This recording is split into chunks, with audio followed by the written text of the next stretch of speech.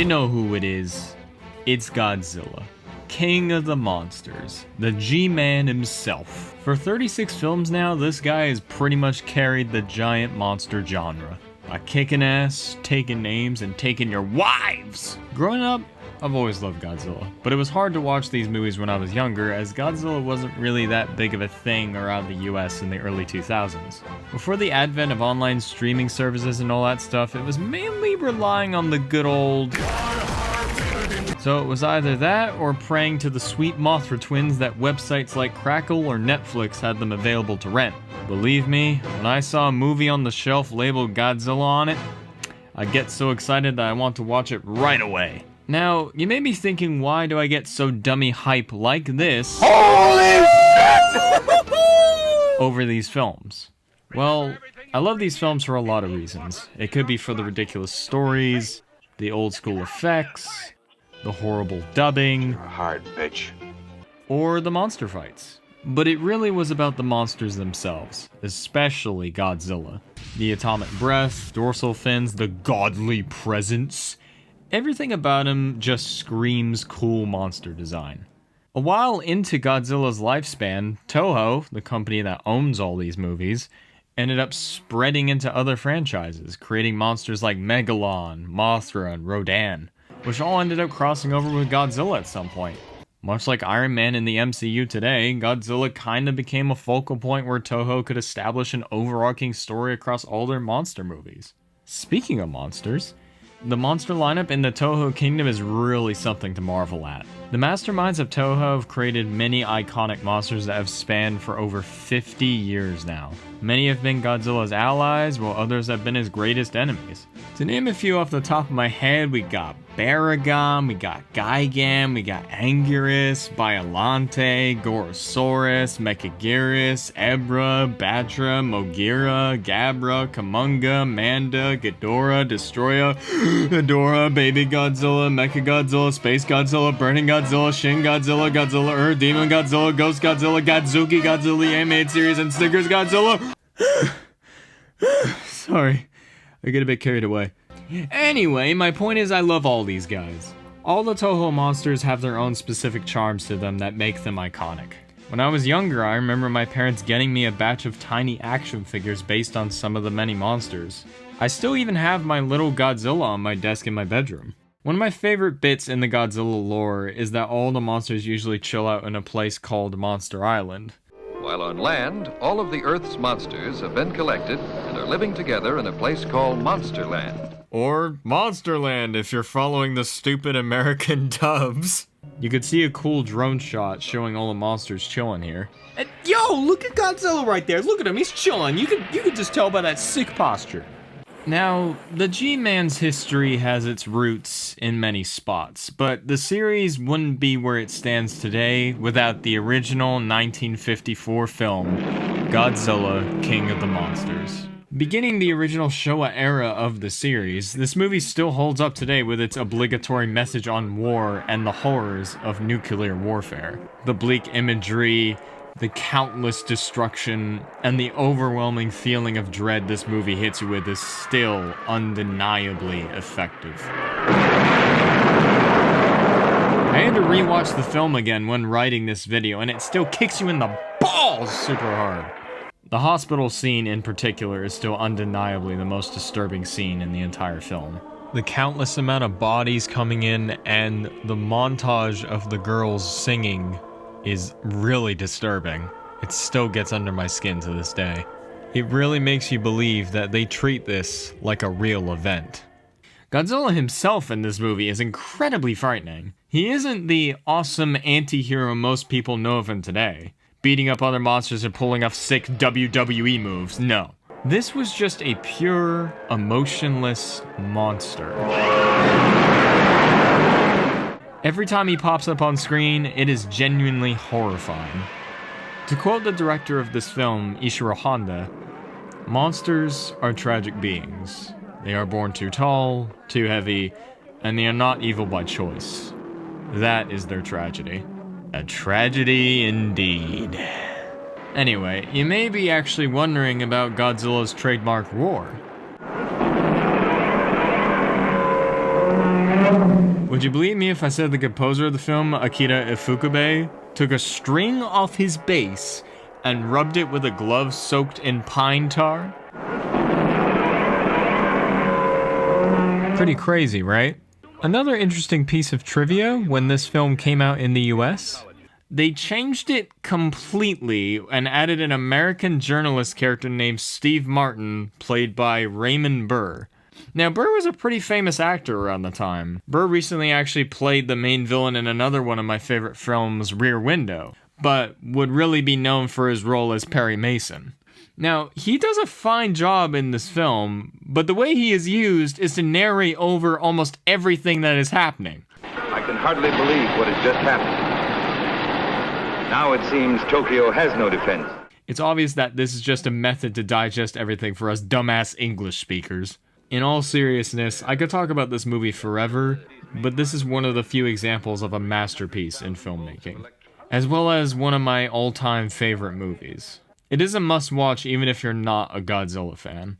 The core themes it presents and the message of the terrible ramifications of atomic war are still extremely important and shouldn't go unnoticed. For the living, the horror of last night was over.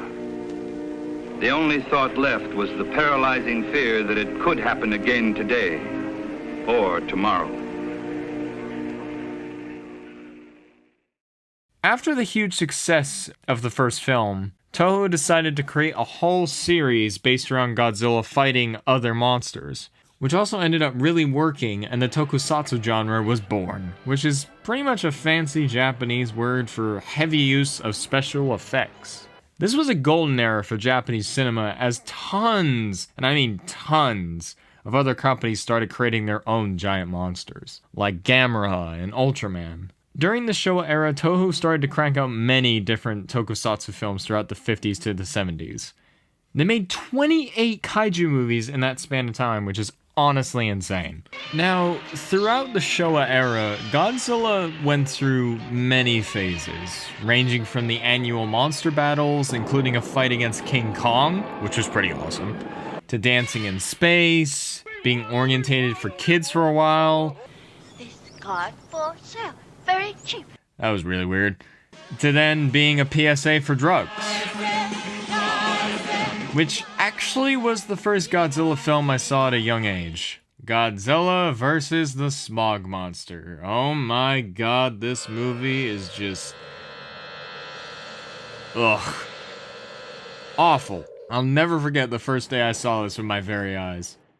I was around 4 to 5 years old. It was Saturday morning. The very first week of summer began. I remember waking up early in the morning to say good morning to my parents. But when I get up to their room, I noticed they were watching something stupid on the TV. They were laughing really hard at it, so I turned to look and see what it is. And well, what do I see? Well, this.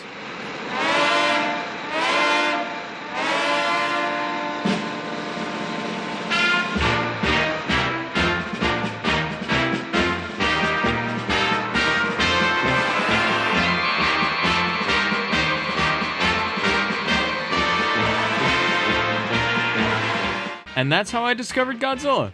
Shit was weird. But to be honest, shit was just weird all the time throughout the entire Showa era.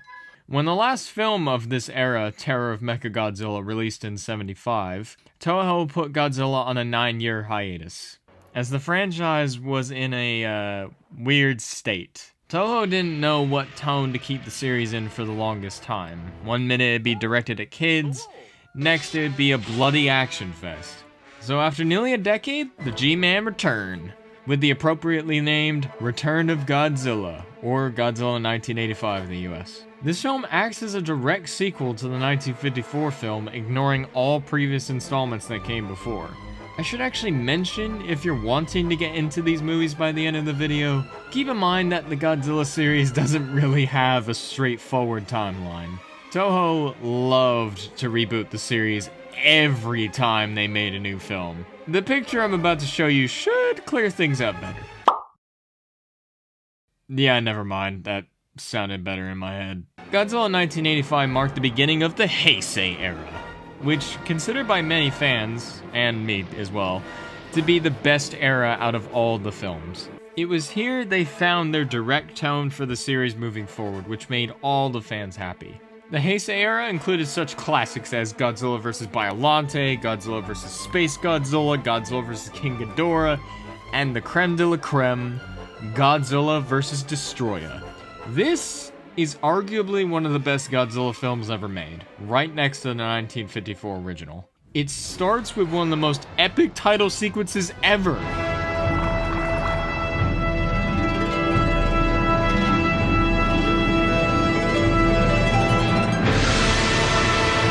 That's amazing, right? Since it was also the 40th anniversary of Godzilla, Toho actually decided this would be the last one. More on that later, though. Following the events of the previous film, Godzilla vs. Space Godzilla, Godzilla and his son end up missing from Birth Island, or Monster Island, whatever the hell you want to call it, only for researchers to discover that Godzilla is rampaging in Hong Kong, covered in lava-like rashes. What's wrong with them? Well, it turns out that Godzilla's heart is pretty much like a nuclear reactor, and it is actually melting down. It's 900 degrees, sir. 900 degrees? How can that be? We managed to control the fission, but his reactor must be breaking up. It's getting out of control. To which if Godzilla's temperature reaches 1200 Celsius, he will explode. An explosion that will be so devastating that it could ignite the Earth's atmosphere and reduce the Earth's surface to ash. Pretty crazy. By this point in the series as well, Godzilla has a son, dubbed Godzilla Jr. Oh, look at this cute motherfucker. Oh shit, no, go back, go back! So while all that's going on, some new monsters are running around tearing up Japan that look like scorpions on crack. Just seeing these scenes of people being attacked makes me forget I'm even watching a Godzilla movie sometimes. All these weird creatures actually come from the Oxygen Destroyer, the weapon which killed the first Godzilla. This all culminates in a really epic way as when both Godzilla and Jr. reunite, all the scorpions evolve into their final form. Destroyer! He is just the goddamn devil! The final fight in this film is incredibly epic. Beams are blasted, buildings are destroyed, and chaos ensues. This movie is definitely one of the greats in the entire saga of Godzilla. It is at this point, though, where Godzilla begins to melt down, to which the army has to cool him down before anything can happen. It's actually a pretty neat effect when he starts freezing. Now, this is the moment where Godzilla dies, as all of his radiation plummets and all the energy goes into his son, implying a future series starring Godzilla Jr., which sadly never came to be. The credits of the movie show stills from all the previous films. It almost makes you feel sentimental of the fact the series may just be over. Now, when the film released, it garnered a lot of praise both critically and financially. Even a large bronze sculpture of Godzilla was erected in the town of Hibiya.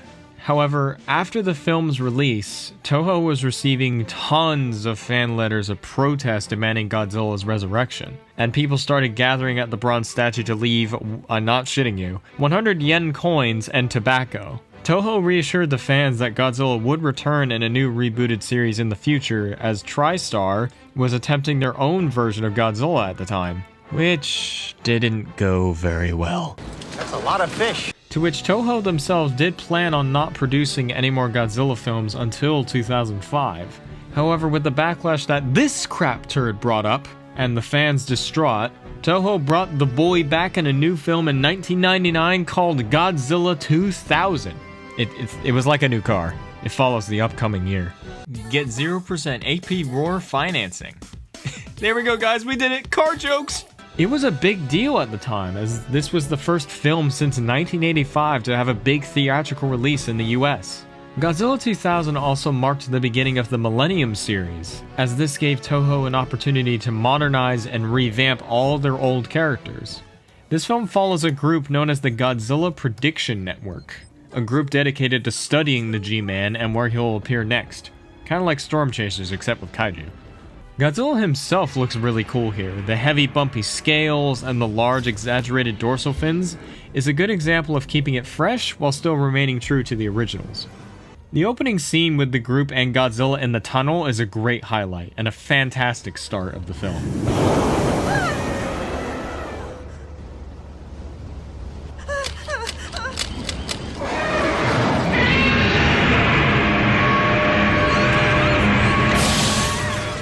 It does have its share of funny moments as well. So why don't you take some pictures? That's what you came here for, right? Oh, God must be punishing me for being ambitious. All right. You sure you still got film in the camera? Oh, bite me! Arrgh. The main appeal of this film is that Godzilla actually fights a new monster that is pretty unique called Orga, that goes through multiple different forms until it takes some of Godzilla's DNA and turns into this. It's a great final showdown. Godzilla's wrecking the city, Orga's jumping all around like it's a friggin' Mario Brothers game, some guy's trying to blow up a building with a nuke. Shit's going wild, and it's a great time. Arguably one of the more underrated Godzilla fights, but still pretty solid. Honestly, I put Godzilla 2000 in high recommendation right next to the 1954 original. It's another great entry barrier level film.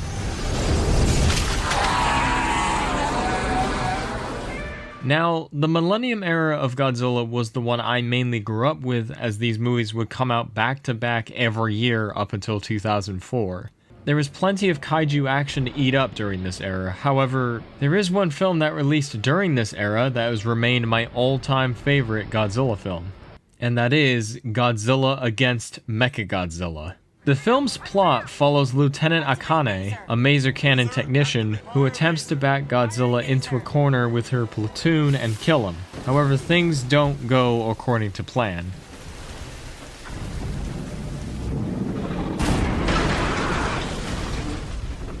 As she ends up being the only one in her platoon to survive that encounter. They're blaming Akane for the whole thing. Now they've transferred her to a desk job. It is by this point the Japanese government decides to make a new biomechanical weapon to rival Godzilla, Mechagodzilla, or Kiryu, which is its fancy codename. So it's up to the Kiryu Squadron to take down the G-Man and save Japan.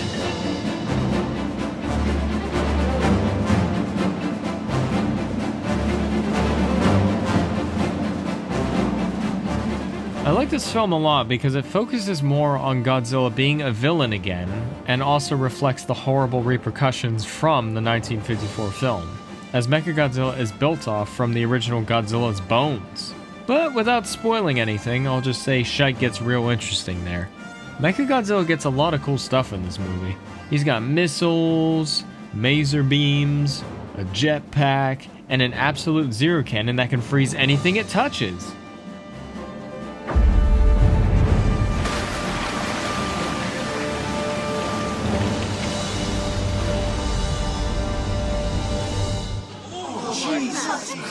Did you see that? Percent of Q's power is devoted to the gun.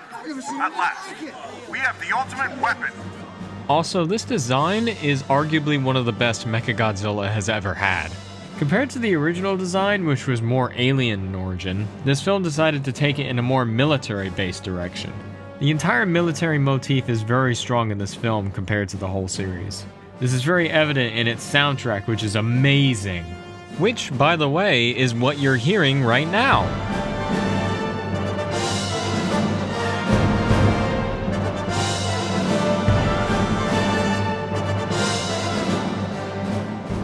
It's even got some memorable lines here and there.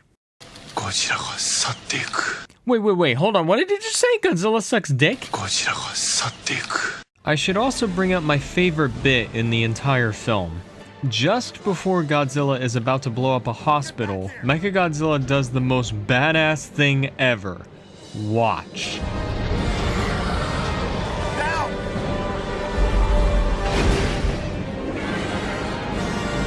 Oh, no matter how many times I see it, I can't believe how hype this is. Godzilla just gets absolutely sent down the city. It's high tier kaiju action, and that's what we like to see. Overall, this film has some memorable characters, great monster fights, and a fantastic premise.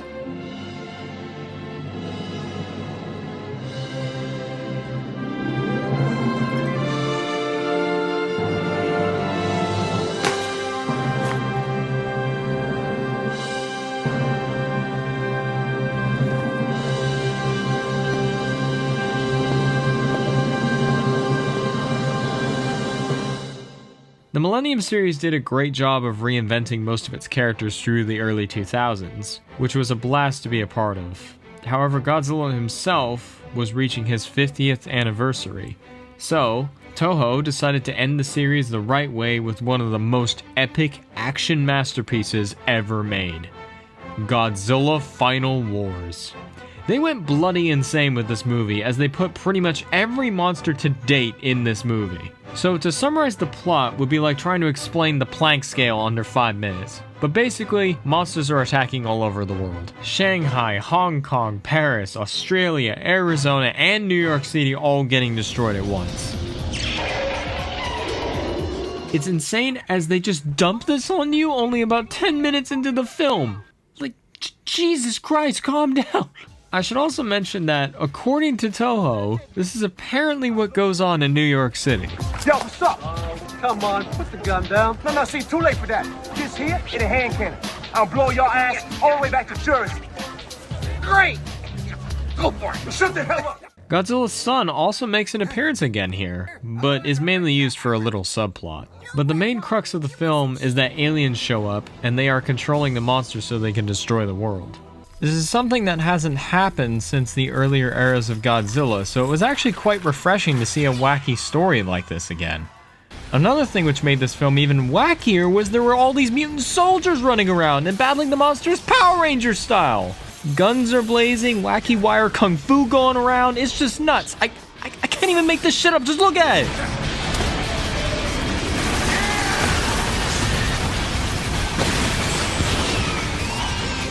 It's quite a trade-off compared to all the films in the entire series, as now you get scenes with monsters fighting and scenes with people fighting.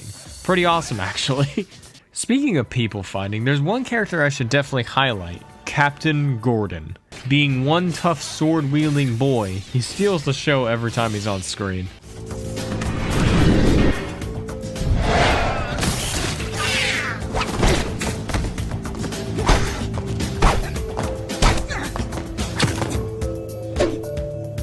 Hit a woman.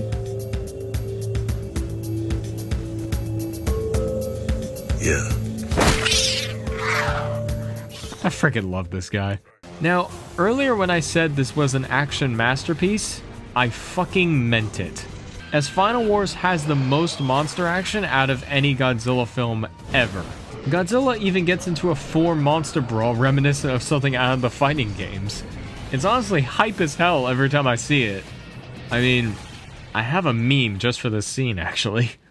Ladies and gentlemen, welcome to NBA 2020 Grand Finals. We're in the Major Leagues. Caesar goes for the kick. Oh, and what's Godzilla gonna do? He's gonna jump. Oh, he misses. But nothing beats the climax of the film itself. After an intense airspace battle with the alien mothership, a meteor begins to fall to Earth, so it's up to Godzilla to blast it down. Once that happens, a new monster is revealed, tentatively named Monster X. And this is where the climax of the film officially peaks, as the fight scene between Godzilla and Monster X is honestly amazing and shows how far a kaiju battle can go. But while that's happening, Mothra is fighting an enhanced version of Gigan with chainsaw arms. But while that's happening, the mutants are fighting the aliens with their crazy kung fu antics. But while that's happening, Godzilla is now fighting both Gigan and Monster X at the same time. But while that's happening, the mutants are now going Super Saiyan and pulling a Matrix. And while that's happening, I'm watching this movie losing all focus. I can't even handle it all. I'm entranced in this endless hype train of action. You gotta start asking yourself, is this what peak entertainment looks like? Have we reached the limit of how much monster stimuli the brain can handle? The simple answer is yes. We have officially ascended. Now, it's just Godzilla and Monster X. But wait, it's not even over. What could possibly top all this?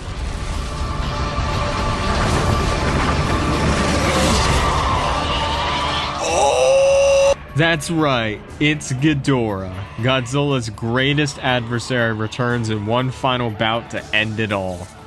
Now, your life is complete. I don't even need to say anymore. It's the new meaning of life. I love this film. If you take the time to watch any of these movies after this video, definitely give this one a watch because it's a blast.